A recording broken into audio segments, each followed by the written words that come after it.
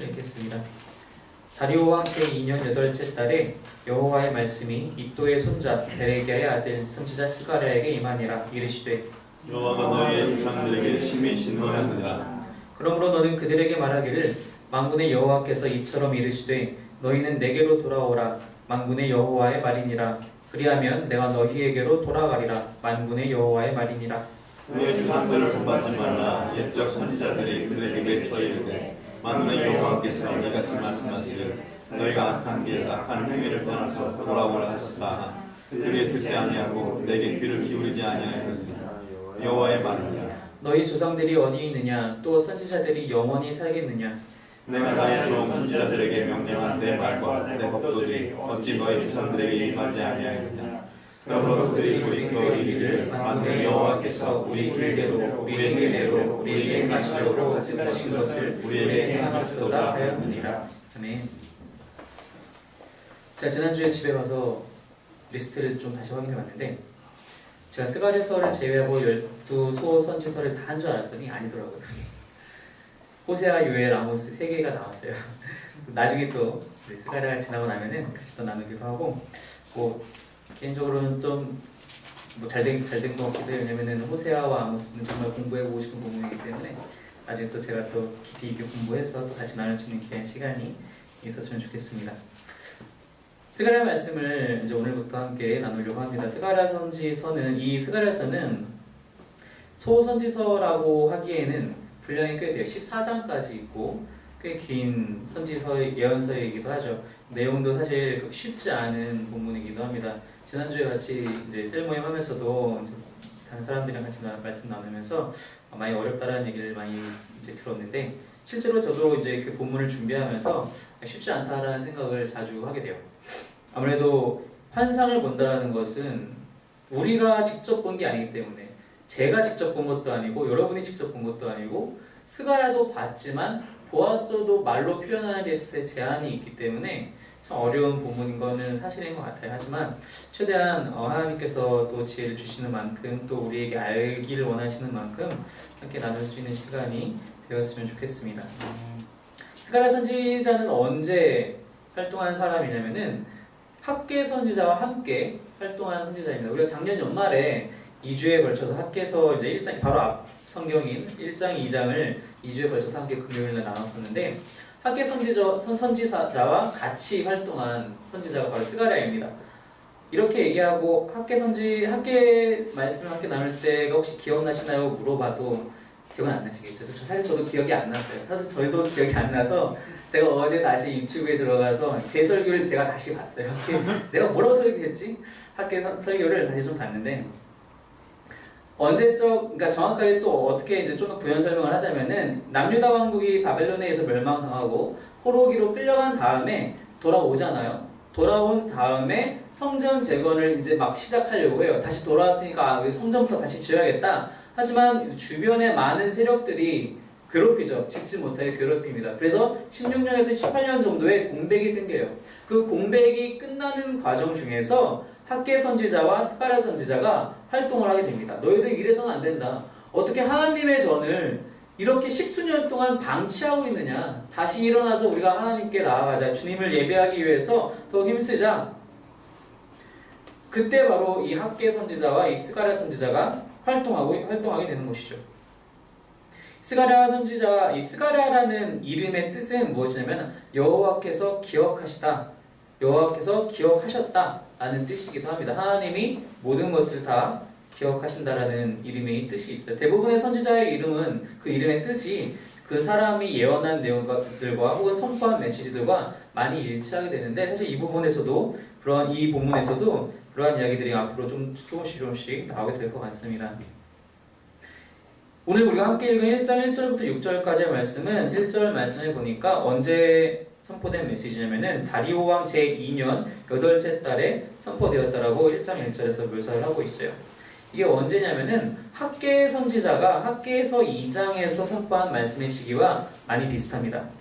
바로 앞에 챕터인 학계서 2장을 보면은 2장 1절에 보니까 제가 읽어드릴게요. 7째 달, 곧 그 달 21일에 라고 얘기가 되어 있는데, 이게 이 7째 달이 언제냐면은 다리오 왕 2년 7째 달이에요. 다리오 왕 2년 7째 달에 이 학개 선지자가 말씀을 선포하는 거예요. 그리고 나서 그 학개 2장 10절에 보면은 다리오 왕 제2년 9째 달 24일에, 그러니까 앞에 거는 2년 7월, 뒤에 그 2장 10절은 2년 9월인데 그 사이에 2년 8월이 이제 스가랴 선지자가 이제 1장 1절에서 선포하고 있는 메시지인 거죠. 이제 학개 선지자의 두 예언, 두 메시지 그 사이에 지금 이 스가랴 선지자가 하나님께 말씀을 듣고 선포하고 있는 내용입니다. 어떤 내용을 선포하느냐 봤더니 하나님께서 이렇게 말씀하십니다. 내가 너희, 즉 이스라엘 너희의 조상들에게서는 예전에 엄청나게 화가 나 있었다. 2장 2절에 보니까, 1장 2절에 보니까 심히 진노하였었다. 그래서 내가 너희들에게는, 이제 후손인 너희들에게는 내가 이같이 얘기하노니 너희들은 돌아와라. 너희가 돌아오면 나도 돌아가겠다. 너희 조상들을 본받지 말아라. 너희 조상들이 얼마나 예전에 악을 많이 저지르고 죄악에 빠져 살았는지 아니? 내가 그들을 여러 번 경고했는데도 그들이 나에게 귀 기울이지 않고 듣지 않았다. 그래서 내가 어떻게 했냐? 그들에게 엄청난 심판과 형벌을 주지 않았느냐? 그래서 6절 말씀이 뭐라고 얘기하냐면은 그들이 그 심판을 받고 난 뒤에야 하나님께서 우리 죄악 때문에 이렇게 행하셨구나라고 그렇게 고백하면서 돌아오게 되었다. 너희는 어떻게 할래? 너희는 지금 돌아와라. 라는 게 이 6구절의 내용이에요. 왜 갑자기 스가랴를 통해서 이스라엘 백성들에게, 즉 돌아온 남유다 왕국의 이 주민들에게 왜 갑자기 회개의 말씀, 돌아오라는 말씀을 하나님께서 선포하시느냐? 우리 학교에서 2장을 말씀을 나눌 때 이 사람들이 어떻게 행하고 있었냐면은 10수년 동안 이제 외부의 세력 때문에 성전을 재건하는 것을 방해받아서 멈추고 있다가 다시 한번 그래 우리가 으쌰으쌰해서 하나님 말씀에 순종해서 다시 성전을 재건하자라고 그렇게 하는 도중인데 그 와중에 사람들이 또 낙담하기 시작해요. 학교에서 2장에 보면은 나이 많은 사람들, 즉 바벨론으로 포로로 끌려가기 전에 살아있었던 사람들이 아직 무너지기 전인 솔로몬이 지었던 성전을 보고 그 기억을 하고 있는 사람들이 돌아와서 새롭게 짓는 성전을 보면서 볼품없다라고 느끼는 거예요. 야, 그때 솔로몬은 엄청나게 휘황찬란하게 지었었는데 이게 뭐냐? 이게 뭐야? 그 낙담이 전염돼서 이스라엘 사람들 가운데 이거 지은들 뭐가 되겠어? 이게 지은들 멋있겠어? 우리가 예배드릴 수 있겠어? 라는 풍조가 전염되고 있는 상황에서 학개 선지자가 그 2장에서 메시지를 선포하게 되거든요. 그 2장 전반부에서는 너희들 그런 생각하지 말아라. 오히려 굳세어라. 근데 그렇게 굳세에게 마음을 다시 가지고 나서도 또 한 번 자꾸 그들의 마음은 약해지고 연약해지고 될까? 이게 될까? 의심과 걱정과 두려움이 계속 반복되었다는 것이죠. 그 와중에 스가랴가 학개 선지자와 동일하게 회개하라, 돌아오라라는 말씀을 선포하고 있다는 것입니다. 너희 지금 그럴 때가 아니다. 너희 조상들도 예전에 하나님 앞에서 얼마나 많이 실수를 저지르고 죄를 범했느냐. 이스라엘 백성들이 죄 지은 것은 우리가 잘 알죠. 성경을 읽어보면 다 그 얘기잖아요. 사실 출애굽을 할 때부터 이스라엘 백성들은 날마다 죄를 지어요. 날마다 원망을 합니다. 광야에서도 얼마나 원망을 하는지 마실 물이 없습니다. 먹을 고기가 없습니다. 자꾸 뒤에서 누가 쫓아옵니다. 맨날 전쟁해야 됩니까? 무겁습니다. 힘듭니다. 덥습니다. 춥습니다. 날마다 원망하죠. 날마다 원망하는 그런 이스라엘 백성들을 이 당시 스가랴 시대의 사람들도 이미 잘 알고 있었다는 얘기입니다. 사사기 시대에 와서는 어떻습니까? 매번 잘못하면 매번 이방의 침입을 받는데 그때마다 돌아오지만 그때도 잠시 그 뒤에 또 잘못 저지르고 또 죄를 범하고 그렇게 12번을 반복하는 게 사사기의 내용이잖아요. 참 재밌는 것은 하나님이 이스라엘 백성들의 그런 죄악이나 원망을 대하실 때 방식이 달라져요. 바뀌어요. 무슨 뜻이냐면은 출애굽기 19장에 가서 보면은 하나님이 이스라엘 백성과 언약을 맺습니다. 이제 너희는 나의 백성이 되고 난 너희 하나님이 되겠다. 언약을 맺는데 그 언약을 맺기 전에는 이들이 원망하면 들어줘요. 하나님 저 고기 먹고 싶어요. 투덜대면은 메추라기를 주세요. 근데 이 19장 언약이 지나잖아요. 이제는 언약 관계가 된 거예요. 그 이후에는 하나님이 이들이 불평하면은 벌을 주세요. 불뱀을 보내시고 벌을 주세요. 심판을 하세요. 그러니까 언약을 중심으로 해서 언약 전과 언약 후에 하나님의 모습이 하나님이 이스라엘 백성들을 대하시는 방식이 바뀌어요. 그래서 이들이 죄악을 저지를 때마다 하나님은 분명히 심판을 그 뒤에 뒤따르게 하신다고 합니다. 그래서 그러한 예들을 보면서 너희들은 그런 심판을 받기 전에 돌아와라. 그럼 나도 너에게 돌아가리라. 그것이 이제 이 본문의 내용인 것이죠. 돌아오라. 쉽게 얘기하면 회개죠, 회개. 우리가 왜 회개를 해야 하는가? 그리고 회개란 도대체 무엇인가? 여러분, 회개가 무엇입니까? 쉽게 생각하면은, 단편적으로 생각하면은 회개는 죄를 뉘우치는 것입니다. 하나님, 제가 어제 거짓말을 하게 됐어요. 사실 그렇게 그러려고 했던 건 아닌데 상황인지라 어쩌다 보니 거짓말을 하게 됐네요. 죄송합니다. 죄를 뉘우치는 것, 이거 회개 맞아요. 하지만 이것은 1차적인 의미죠. 어쨌든 근데 이것도 회개는 회개입니다. 근데 우리가 왜 죄를 뉘우쳐야 합니까? 우리가 죄를 짓고 나서 죄를 뉘우치는 이유가 있다는 거예요. 그냥 그것이 내 마음에 찔려서라기보다는 단순한 그런 양심의 문제가 아니라 우리가 죄를 뉘우치는 이유는 하나님이 죄를 싫어하시기 때문이에요. 하나님이 죄를 미워하시기 때문에 우리가 죄를 뉘우쳐야 하는 거예요. 하나님이 죄를 미워하지 않으시면 우리가 죄를 뉘우칠 필요가 없어요. 하나님이 죄를 다 용납해 주시면 우리가 왜 회개합니까? 회개할 필요가 없어요. 그런데 하나님은 죄를 분명히 미워하시기 때문에 우리가 죄를 뉘우쳐야 된다는 겁니다. 그거 어떻게 얘기하고 있느냐? 레위기 말씀을 함께 볼게요. 레위기 19장입니다.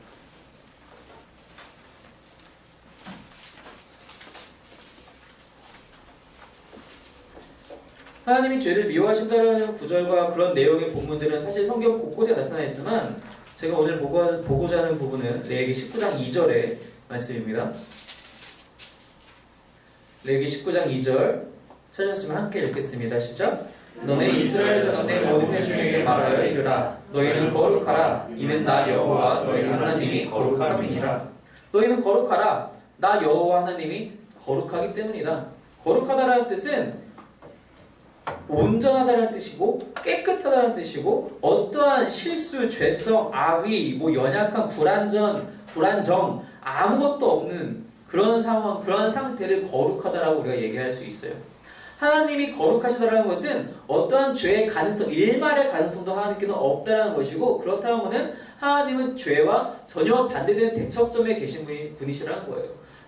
죄는 전혀 멀리하시고 미워하시는 분이 바로 우리 하나님이시라는 겁니다.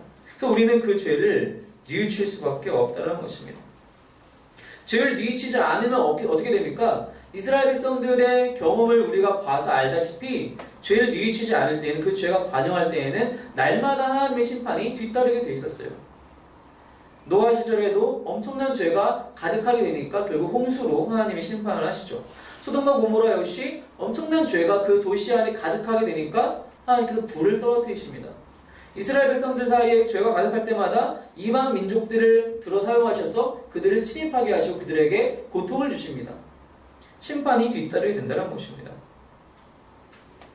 그렇다면 이 회개라는 것은 이런 죄의 뒤에 뒤따르는 이 심판을 피하기 위한 방편에 불과한 것인가? 라고 생각했을 때 그렇진 않아요. 우리가 흔히 회개하라는 말을 들을 때 사실 마음에 찔림이 많아요. 왜냐하면 우리 모두가 죄인이기 때문에 찔림이 있어요. 남들이 알고 있는 죄 말고도 나만 알고 있는 죄들은 누구나 다 가지고 있기 때문에 회개하라는 말 들으면 찔리게 되고 내가 어떡하지? 이것 때문에 하나님한테 혼나면 어떡하지? 하나님이 나를 크게 혼내시면 어떡하지? 라는 두려움이 다 누구에게나 있어요.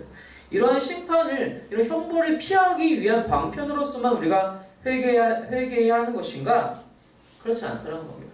1차적인 의미만으로, 회개의 1차적인 의미만으로만 생각했을 때는 죄를 뉘우치는 것이지만 또 하나 어떤 의미가 있냐면은 바로 돌이키다라는 뜻이 있다는 것입니다.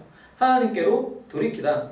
이 회개라는 단어 히브리어 자체가 구약 성경에 사용될 때 크게 두 가지로 사용되는데 한 가지는 죄에 대해서 뉘우치는 것이고 한 가지는 그릇된 길에서 돌이키는 것을 얘기를 해요. 근데 바로 이 스가랴 본문에서는 오늘 본문에서는 3절 말씀해 보니까 계속해서 돌아오라라는 말이 반복되는 것처럼 즉 하나님께로 돌이키는 것에 대해서 이야기하고 있다는 것입니다. 하나님께로 돌이킨다는 것은 무슨 뜻입니까? 내가 어떤 죄를 지어요. 근데 그 죄가 잘못되었다는 것을 깨달아요. 그 죄를 멈춰요. 멈춘 상태에서 끝나는 것은 회개가 아니라는 거예요. 회개는, 진정한 회개는 거기서 더 나아가서 그 자리를 탈피하고 하나님께로 더 가까이 나아가는 것까지를 의미한다는 것입니다. 이게 좀 비슷한 비유가 될지는 모르겠어요. 담배 피는 사람들이 흔히 담배를 끊으려고 할 때 하루에 한 갑씩 피시는 분들이 내가 하루에 한 갑 피니까 이제 하루에 5개 피로 이제 줄여야겠어. 끊은 건가요? 안 끊은 거예요. 줄인 거예요. 회개도 마찬가지. 우리가 죄를 지을 때 이만큼 죄를 짓다가 이만큼 말고 이만큼만 지어야지. 그럼 회개한 건가요? 그렇지 않다라는 거예요. 내가 회사에서 100만 원씩 한 달에 100만 원씩 횡령했는데 이제 한 달에 25만 원씩만 횡령할래. 회개한 거예요? 아니에요. 그거는 아직도 죄를 짓고 있다는 거예요. 그 모든 것을 끊고 돌이켜서 하나님께로 돌아가는 것까지가 회개라는 것입니다. 그래서 하나님께서 돌아오라라고 얘기하고 있는 거예요. 돌아오라. 이것은 하나님께 가까이 나아가는, 즉 관계의 회복을 얘기하고 있다는 것입니다. 나의 행위가 멈춰지는 것에 대해서 말하는 것이 아니라 나의 전인간적인 모습들이, 나의 전인격적인 모든 부분들이 하나님과의 관계의 회복까지 나아가는 것, 그것을 우리는 성경에서는 회개라고 이야기하고 있다는 것입니다.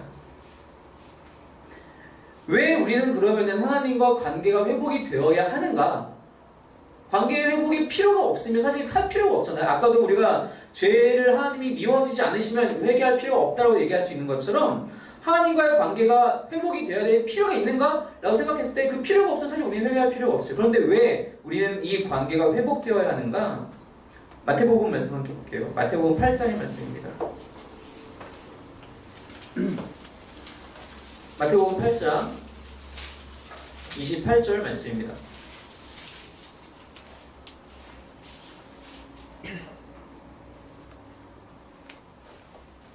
29절 말씀. 마태복음 8장 29절 말씀 함께 읽겠습니다. 시작. 이에 그들이 소리질러 이르되 하나님의 아들이여 우리가 당신과 무슨 상관이 있나이까? 때가 이르기 전에 우리를 괴롭게 하려고 여기 오셨나이까 하더니 예수님께서 귀신 들린 사람을 가다라 지방에서 만나십니다. 너무 서나워서 아무도 그 사람들 가까이 가지 않는 그런 사람들이에요. 이 본문은 마태복음, 마가복음, 누가복음 모두에 동일하게 등장을 하는데 동일하게 그 안에 귀신들이 이렇게 얘기를 해요. 도대체 당신과 우리가 무슨 상관이 있나이까? 무슨 상관이 있나이까? 귀신들이 예수님한테 얘기하는데 우리와 당신이 도대체 무슨 상관이 있게 우리한테 찾아오셨습니까? 그 말은 우리와 당신은 상관이 없습니다 라는 뜻이에요. 예수님과 귀신은 상관이 없다는 거예요. 근데 예수님이 이 뒤에 반응하실 때 에이 야 말을 또 그렇게 하니 우리가 왜 상관이 없어? 라고 반응하세요? 아니에요. 그 말을 인정하세요. 귀신은, 사단은 예수님과 상관이 없어요. 하나님과 상관이 없어요. 하나님과 상관이 없는 존재는 오직 사단과 그 희화의 귀신들밖에 없다는 거예요. 우리는 뭐죠? 우리는 하나님의 자녀잖아요. 자녀라는 것은 상관이 없다라고 얘기할 수는 아니에요.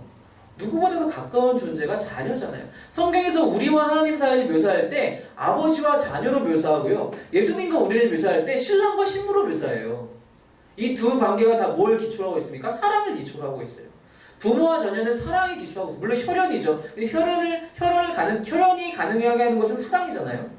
신랑과 신부 역시 사랑으로 묶여 있잖아요. 우리는 그런 관계예요. 하나님과 상관없는 관계가 아니라는 겁니다. 이 관계가 다시 회복될 필요가 우리에게 있다는 것입니다. 왜? 이 관계 바깥에서 산다는 것은 사랑으로 산다라고 말할 수 없는 상태이기 때문입니다. 하나님과 관계 없는 자가, 하나님과 상관없는 자가 산다고 해서 살았다고 할 수 있습니까? 가룟 유다가 살았다고 해서 살아있다고 얘기할 수 있나요? 예수님께서 말씀하시죠. 차라리 태어나지 않았으면 좋았을 자가 바로 그 자이다라고 말씀하시잖아요. 살아도 사는 자가 아니에요. 관계 없는 자입니다. 우리는 하나님과의 관계 회복이 다 필요한 존재들이기 때문에 우리는 회개해야 한다는 것입니다. 지금 하나님께로 돌이켜서 돌아가야 한다는 것입니다. 나아가야 한다는 것입니다. 날마다 나아가야 한다는 것입니다. 근데 이것을 우리가 지금 방금 아까 그 레위기 19장 본문을 읽었었는데 레위기 19장 2절의 말씀을 이제 예수님께서 인용을 하실 때 어떻게 인용을 하시냐면은 조금 단어를 달리해서 인용을 하세요. 한번 마태복음 말씀 다시 한번 볼게요. 마태복음 5장 말씀입니다.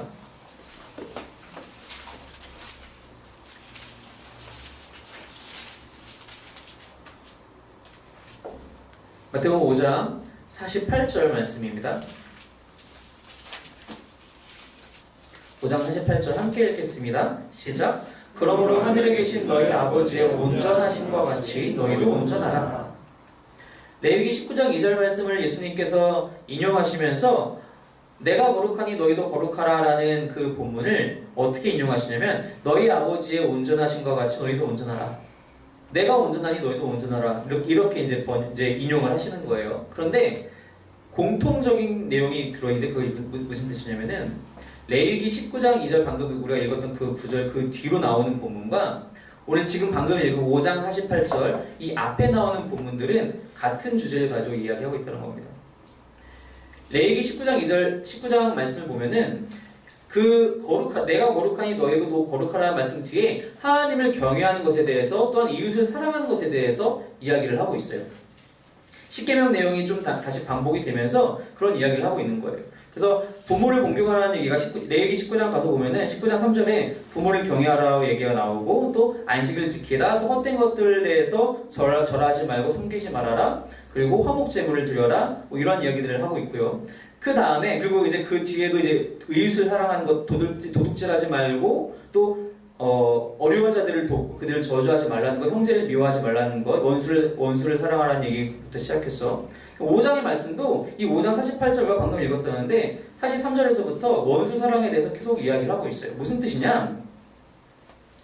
우리가 하나님의 거룩하심을 닮아간다는 것, 하나님의 온전하심을 닮아간다는 것은 무슨 의미를 갖고 있냐면은 그 사랑의 관계에서 회복이 돼서 그 사랑을 행하는 자가 된다는 것입니다. 내가 거룩하니 너희도 거룩하라는 말은 그 명령문 자체만 듣게 되면 어떻게 해야 내가 거룩해질 수 있는 거지? 왜냐하면 사람은 거룩해질 수가 없어요. 사람과 가장 관계없는 단어 중에 하나가 거룩이에요. 우리는 거룩해질 수가 없어요.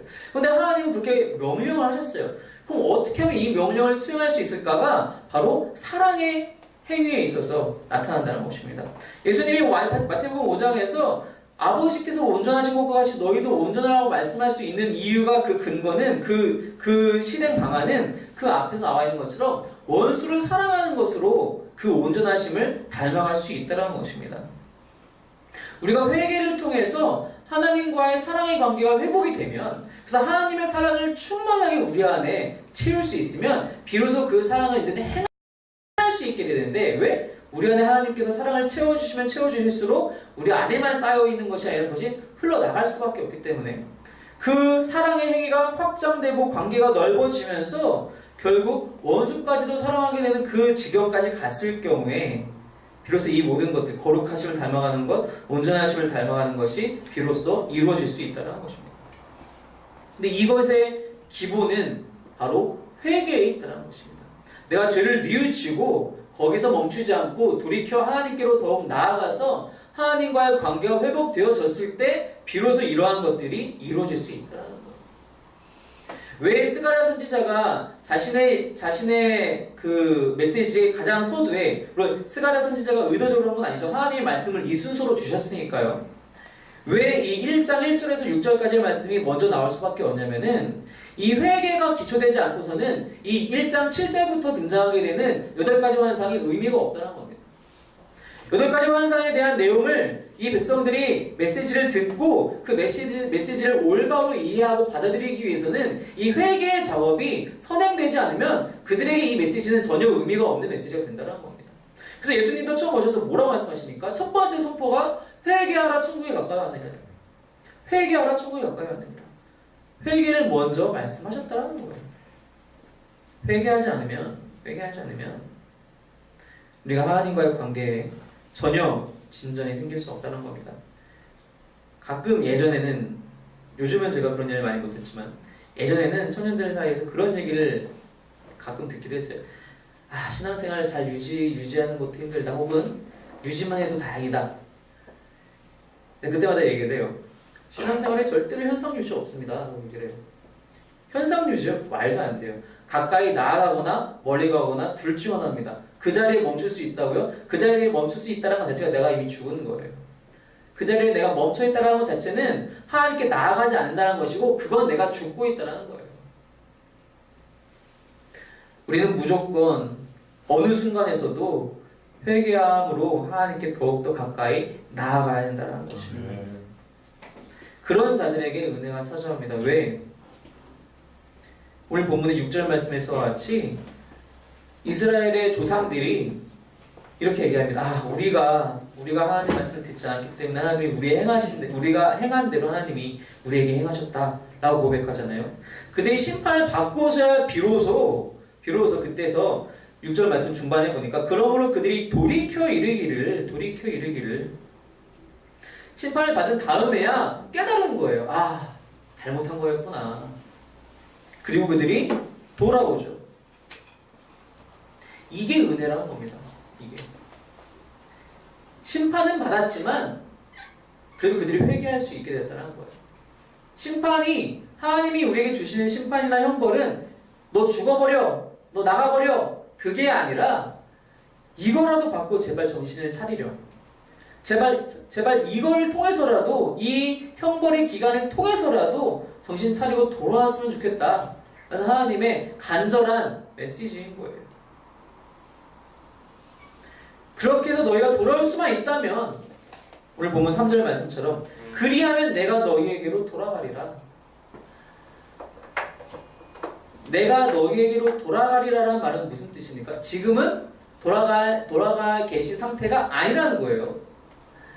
아까 말씀드린 대로 출애굽기 19장에서 하나님과 이스라엘 백성은 언약을 맺었어요. 이 언약을 맺으면서 너희가 이 율법을 잘 지키면 나는 너희의 하나님이 되고 너희는 나의 백성이 될 것이다. 나의 나라가 될 것이다. 거룩한 나라, 제사장 나라가 될 것이다. 근데 그 언약이 깨진 거예요. 이스라엘의 반복되는 죄악 때문에 깨지면서 이스라엘 왕국, 남유다 왕국이 다 멸망하게 되잖아요.